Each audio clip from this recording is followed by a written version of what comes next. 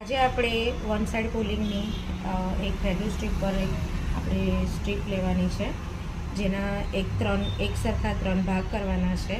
બહુ ઇઝી રીતે આપણે કરી રહ્યા છે. ફક્ત ને ફક્ત એટલું ધ્યાનમાં રાખવાનું છે કે 3 ભાગ લેવાના છે. પહેલાં આપણે અહીંયાથી સ્ટાર્ટ કરીશું. નોર્મલ જે રીતે ચોટી બને છે એ રીતે ચોટી લેવાની છે. નોર્મલ જે રીતે આપણે ચોટી ગૂંથતા હોય એ રીતે ચોટીને ગૂંથવાની છે. ના બહુ ટાઈટ ને ના બહુ ઢીલી, એ રીતે તમારે આ ચોટીને વણવાની છે ઇઝીલી. અને કરતાં જતાં ધ્યાન રાખવાનું છે કે બહુ ફિટ પણ ના હોય અને બહુ ઢીલી પણ ના હોય. હવે આપણે એને પુલિંગ કરીશું. વન સાઈડ પુલિંગ એટલે બહુ સોફ્ટ હાથથી પુલ કરવાનું છે અને એ પુલિંગ દેખાવું જોઈએ. તમે જોઈ શકો છો મારી ચોટી બહુ હાર્ડ પણ નથી અને બહુ સોફ્ટ બી નથી.